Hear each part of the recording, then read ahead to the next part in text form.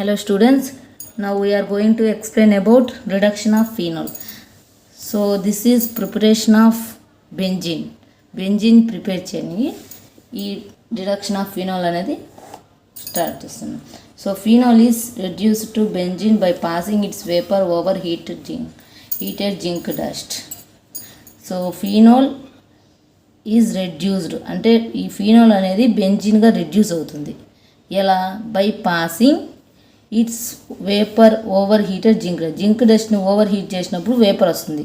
ఆ వేపర్ని పాస్ చేసినప్పుడు ఫీనాల్కి పాస్ చేసినప్పుడు బెంజీన్గా రెడ్యూస్ అవుతుంది.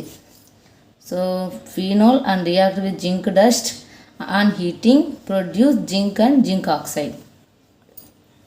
చదివింది కదా, ఈ జింక్ను ఓవర్ హీట్ చేసినప్పుడు ఈ వేపర్స్ని పాస్ చేసినప్పుడు ఈ ఫీనాల్ అనేది బెంజీన్గా ప్రొడ్యూస్ అవుతుంది అండ్ జింక్ ఆక్సైడ్.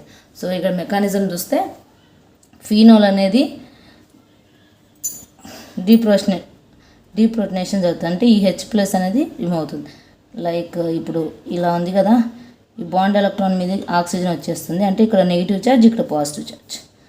సో ఈ ఆక్సిజన్ అనేది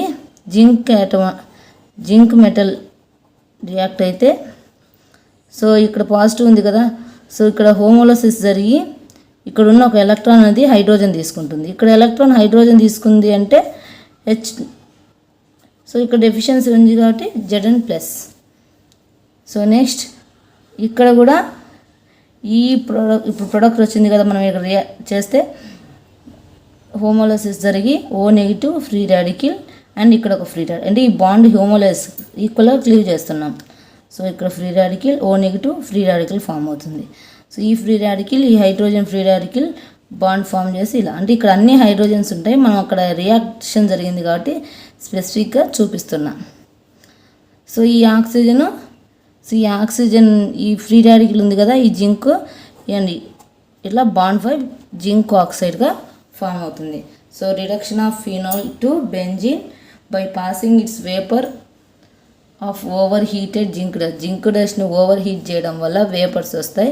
ఈ వేపర్స్ని ఫీనాల్కి పాస్ చేస్తే బెంజీన్ అనేది ఫామ్ అవుతుంది. This is reduction of phenol, that is preparation of benzene.